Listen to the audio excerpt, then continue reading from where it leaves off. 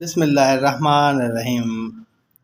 جی آپ کا اپنا بھائی مار سجاد حسن سیال آف مظفر گڑھ۔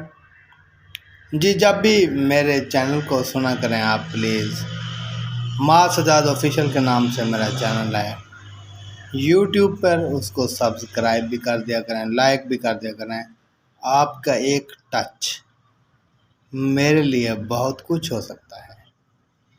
جی میں آج سناؤں گا آپ کو ان اولیاء کرام، ان ولیوں کے واقعات جن کا آج سے میرا یہ پروگرام سلسلہ چل پڑا ہے۔ ان ولیوں کے حالات زندگی سناؤں گا جن کی دربار پر میں نہیں جا سکتا، یعنی کہ آؤٹ آف کنٹریز جو ولیوں کے دربار آزاد ہیں وہاں پر میں نہیں جا سکتا، لہٰذا ابھی پیسہ نہیں ہے نا اتنا، تو لہٰذا میرے دوستو میں آپ کو ان کی زندگی کے واقعات سنا سکتا ہوں۔ جی حسین ابن منصور حلاج ایک مشہور نام ہے ولیوں میں، اور یہ تذکرہ اکثر علماء کرام کرتے ہیں کہ جی یہ ایک متنازع شخصیت ہے، متنازع ولی تھے، لیکن ولی کبھی متنازع نہیں ہوتا اگر وہ ولی ہو تو۔ ولی یہ بے شک تھے، برحق تھے، اور ولی یہ کامل تھے۔ جناب ان کا بچپن کپڑا بیچنے میں گزرا۔ یہ تاجر ہوا کرتے تھے، ان کے بابا جان منصور، اور یہ بھی تاجر ہوا کرتے تھے۔ تاجر کی کسی دور میں بڑی قیمت اور بڑی وقت ہوتی تھی۔ تاجر کو بادشاہان اور حکومت کے سربراہان اپنی آنکھوں پہ بٹھاتے تھے، تو انہی کی ایک خواہش پر انہیں خراسان، جسے خراسان بھی کہا جاتا ہے، اس کا گورنر بنا دیا گیا۔ یہ علاقہ گوادر، پسنی اور اس سے اوپر ایران کے کچھ علاقے بھی آتے ہیں۔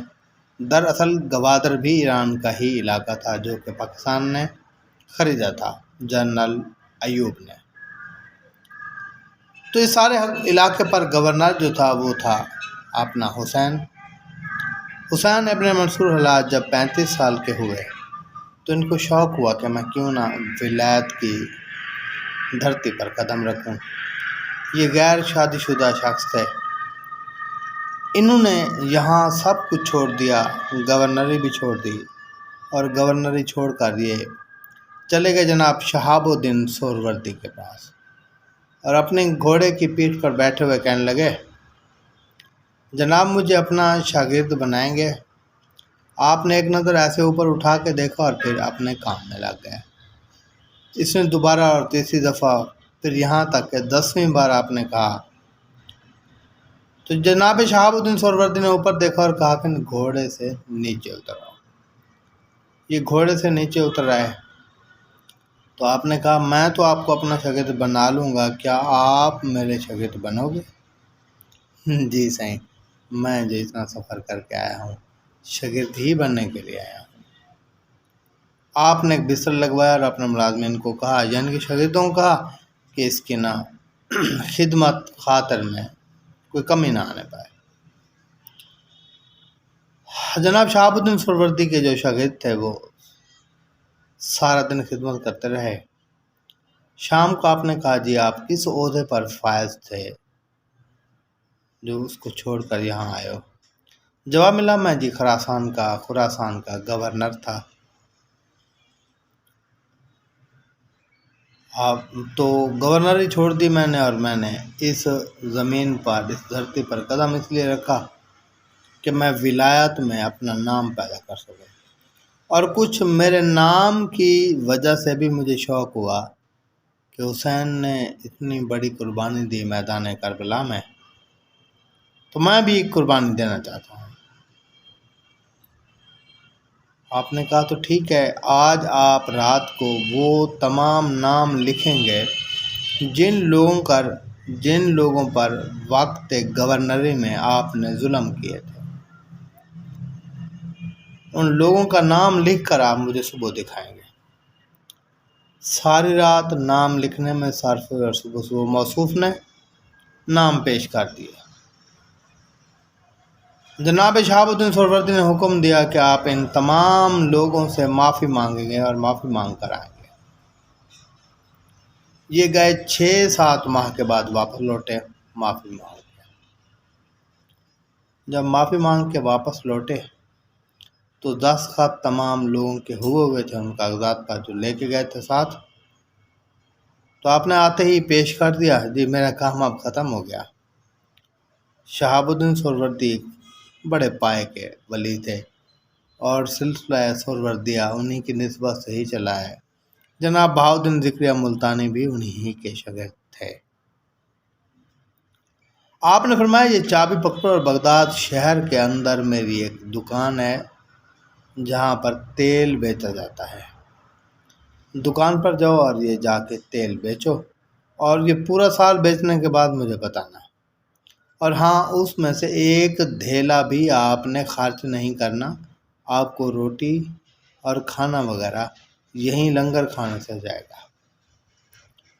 صاحب 1 سال تک تو نے برداشت کیا دکھ و درد کو، کچھ خرچ کرنے کے لیے بھی نہیں مل رہا اور دکان بھی چلانا پڑ رہی ہے۔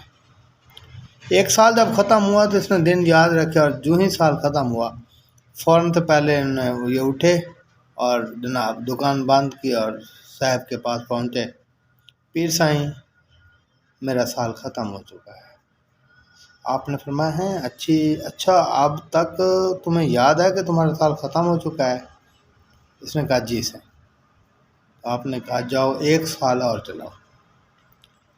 سال ایک اور لگ گیا اور صاحب کو کافی دن اوپر ہو گئے، موصوف نہیں پہنچے شہاب الدین سہروردی کے پاس، شہاب الدین سہروردی رحمۃ اللہ علیہ کے پاس۔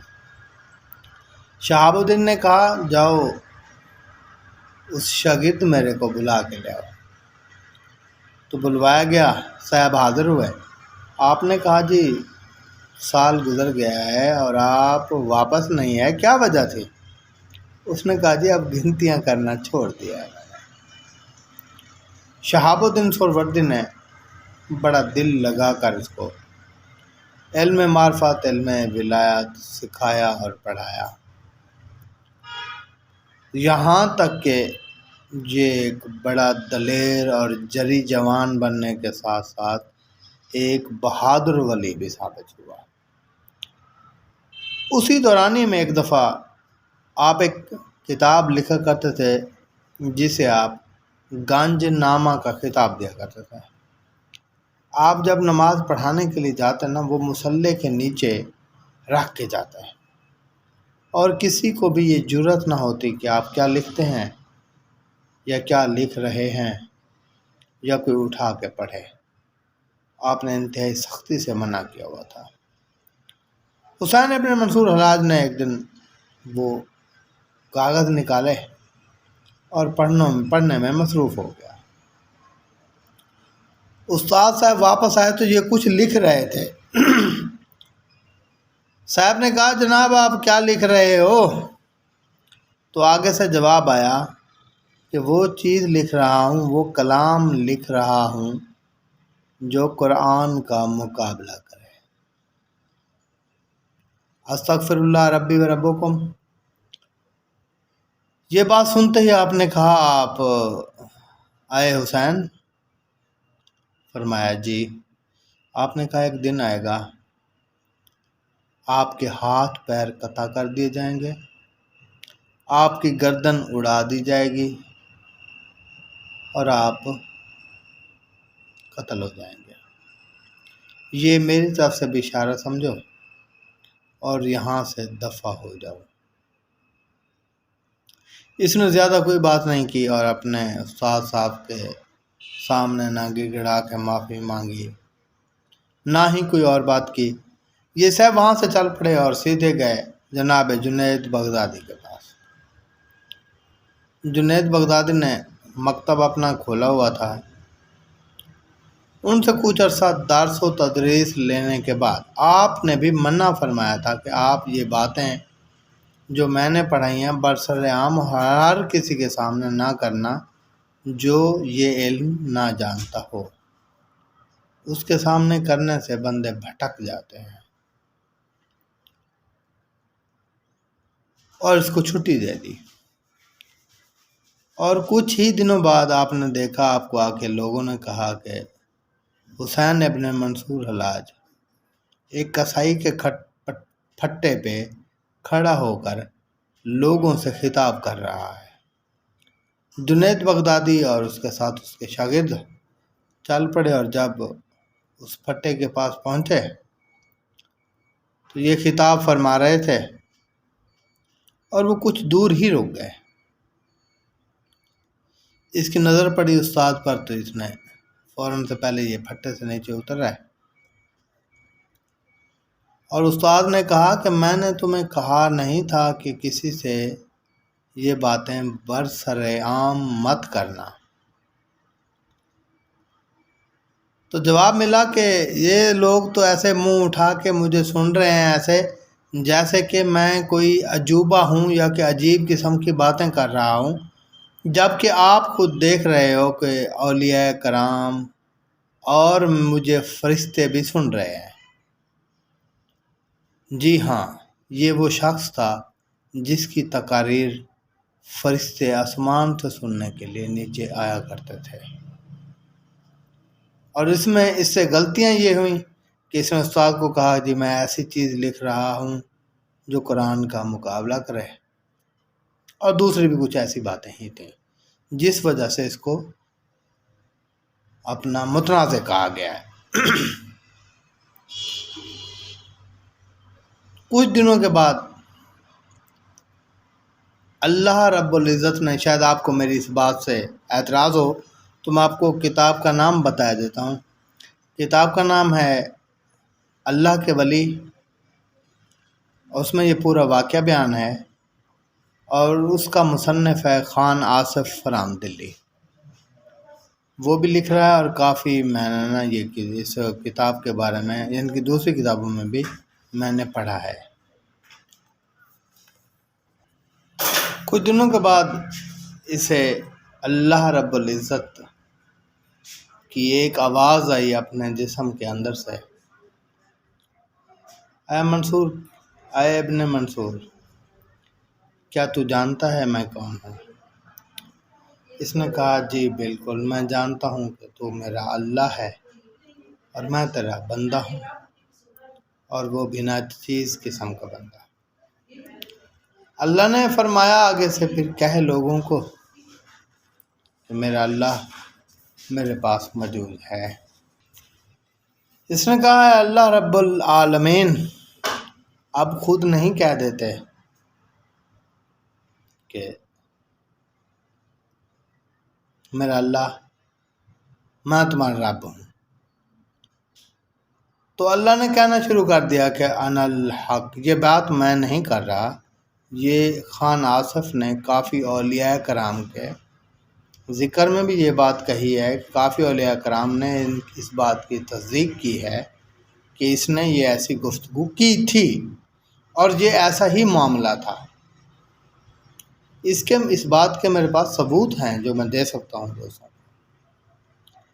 تو اس نے کہنا شروع کر دیا انا الحق، انا الحق، کیونکہ زبان تو اس کی تھی، بولنا اللہ نے تھا، اور دیکھنے والے تھے لوگ تو ویسے بھی اندھے ہی ہیں نا۔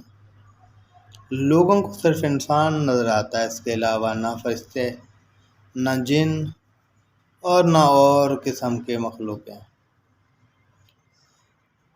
ہم شانے کئی دیتے ہیں ڈھونڈنے والوں کو، دنیا بھی نئی دیتے ہیں۔ کچھ ایسا ہی تھا اس حسین ابن منصور حلاج کے ساتھ بھی۔ تو اس پر علماء کرام نے فتویٰ لگا دیا۔ اس وقت قاضی القضاء تھے، یعنی کہ چیف جسٹس آف خلافت عباسیہ کے جو چیف جسٹس تھے وہ تھے جناب جنید بغدادی رحمۃ اللہ علیہ۔ اس بات پر اس فتوے پر میں ایک بات کرنا چاہوں گا۔ انہوں نے فتویٰ دیا تھا کہ یہ شخص شرعی طور پر واجب القتل ہے، اور اس کے ہاتھ پیر بھی قطع کیے جائیں، اس کی پھر گردن بھی کاٹ دی جائے۔ تو میں سمجھتا ہوں کہ اس کو کہنا چاہیے تھا کہ یہ شخص ہماری سمجھ سے بالا ہے، اس کی پہنچ ہماری سمجھ سے کہیں اوپر ہے، یا کہ ہماری سمجھ میں اس کی پہنچ نہیں آتی، لہٰذا اس بندے کو اس کے حال پر ہی چھوڑ دو۔ لیکن جنید بغدادی صاحب رحمۃ اللہ علیہ نے یہ کہہ کر ان پر فتویٰ جار دیا کہ جناب یہ شخص واجب القتل ہے۔ اور صاحب جنید بغدادی صاحب اپنا حسین بن منصور حلاج کو ایک کمرے میں ایک جیل خانے میں بند کر دیا گیا۔ بادشاہ سلامت کا جو خلیفہ وقت تھا، اس کے بیٹے کا طوطا مر گیا کسی بھی وجہ سے، تو محل میں شور مچا کہ طوطا ہمارا بولتا تھا، طوطا بہت اچھا تھا، تو وہ ہمیں زندہ چاہیے، یعنی کہ ان کے بیٹے نے کہنا شروع کر دیا۔ معتضد باللہ کی بات کر رہا ہوں میں۔ معتضد باللہ کے بیٹے نے جب شور مچایا تو ان کے ایک ملازم نے کہا، جی میں ایک ایسے شخص کو جانتا ہوں جو اس طوطے کو زندہ کر سکتا ہے۔ اس نے کہا یہ پکڑو اور جلدی جاؤ۔ معتضد باللہ کے حکم پر وہ بندہ جیل میں آیا اور حسین بن منصور حالات کے سامنے اپنی حاجت رکھی۔ اس نے ہاتھ پھیرا اور طوطا زندہ ہو گیا۔ یہ میں نہیں کہہ رہا، یہ کتابیں کہتی ہیں۔ یہ تاریخوں میں واقعہ درج ہے اور آسان سی کتب ہے۔